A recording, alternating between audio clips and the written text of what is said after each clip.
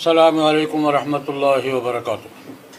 الحمدللہ رب العالمین والصلاة والسلام علی سید الرسل وخاتم النبیین وعلی آلہ واصحابہ واتباعہ اجمعین، اما بعد۔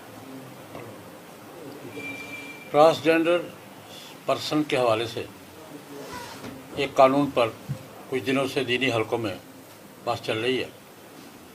یہ قانون 2018 میں قومی اسمبلی اور سینٹ میں پاس ہوا تھا، جس کا عنوان تھا خواجہ سرا اور اس قسم کے دیگر افراد کے حقوق کا تحفظ۔ خواجہ سرا ملک میں موجود ہیں، بہت تھوڑی تعداد میں لیکن ہیں۔ کچھ اوریجنل ہیں، کچھ تکلف کے ساتھ ہیں، اور کچھ کو تکلف کے ساتھ اب بنانے کی کوشش کی جا رہی ہے۔ اللہ رب العزت نے مرد اور عورت دو جنسیں بنائی ہیں، تیسری جنس اللہ نے تو کوئی بنائی نہیں ہے۔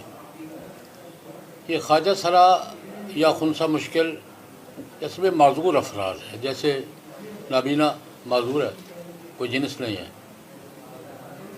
بہرا پیدائشی بہرا ہے، وہ معذور ہے، کوئی الگ جنس نہیں ہے۔ جیسے کوئی گونگا ہے پیدائشی، وہ الگ جنس نہیں ہے، معذور ہے۔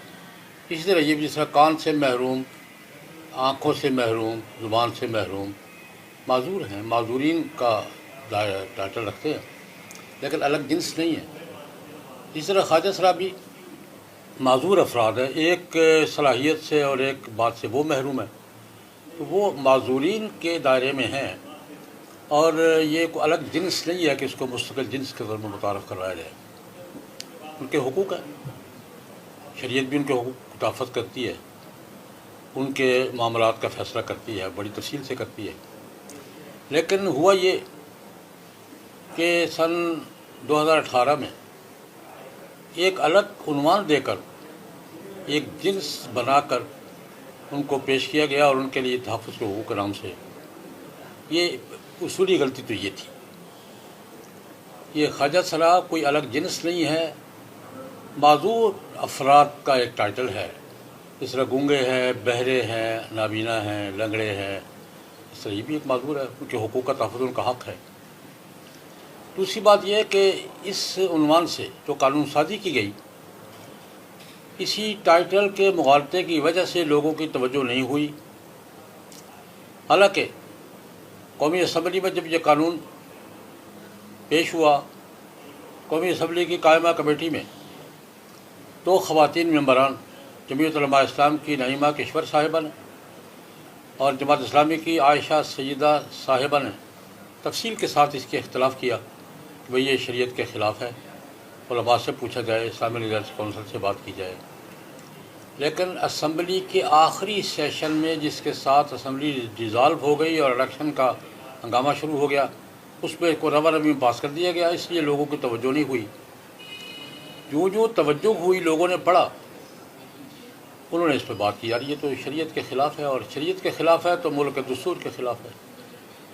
اس پر کچھ دنوں سے بات چل رہی ہے، پہلے بھی حضرات نے لکھا ہے، علماء نے، لیکن توجہ اس وجہ سے نہیں ہوئی کہ ایک تو اسمبلی میں، چونکہ اسمبلی ڈیزالو ہو گئی تھی، اسمبلی میں بحث نہیں ہوئی اس پر تفصیل سے، اور دوسری بات یہ ہے کہ ٹائٹل اس کا کچھ معذوروں کے حقوق کے تحفظ کا تھا۔ اس ٹائٹل کی ہمدردی کے نیچے سارا کچھ چھپ گیا۔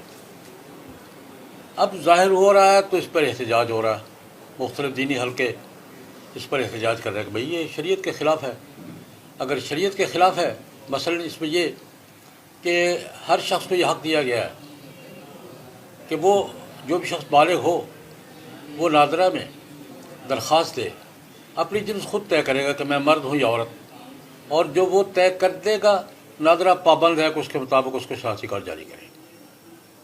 ایک شخص حلفیہ بیان دیتا ہے نادرہ میں کہ میں عورت ہوں، نادرہ تحقیق نہیں کرے گی، اس کے حلفیہ بیان پر اس کو عورت کا شناختی کارڈ جاری کرے گی۔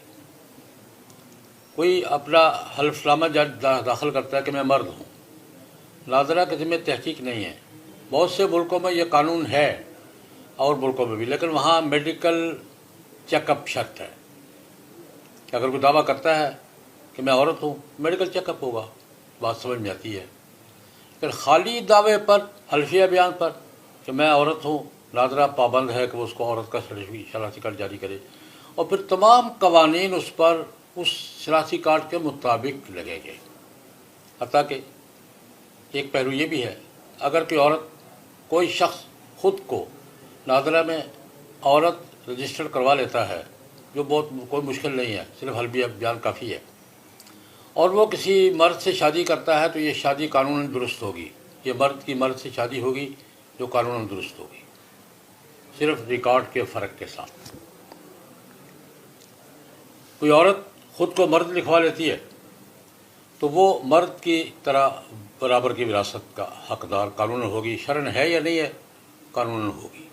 یہ بہت سے مفاسد ہیں اس کے سامنے آ رہے ہیں، جو یہ ایک ایک پرت اس کا کھل رہا ہے، اس کی خرابیاں واضح ہو رہی ہیں۔ اس پر کل گزشتہ روز لاہور میں تمام مذہبی مکاتب فکر کا ایک مشترکہ فورم ہے، ملی مجلس شرعی پاکستان۔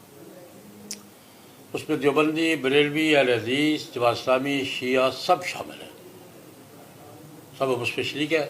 اس قسم کے مسائل آتے ہیں تو اس میں ہم مل کے ایک رائے قائم کرتے ہیں، اس کو متعلقہ لوگوں کو آگاہ کرتے ہیں، اس پر پھر تھوڑی سی کمپین کرتے ہیں۔ کل لاہور میں جوہر ٹاؤن میں ہماری مشترکہ میٹنگ ہوئی، اتفاق سے اس ملی مجلس شرعی کے مشترکہ فورم کا صدر میں ہوں الحمدللہ، اور تھوڑی بہت خدمت کے اللہ توفیق دے دیتے ہیں۔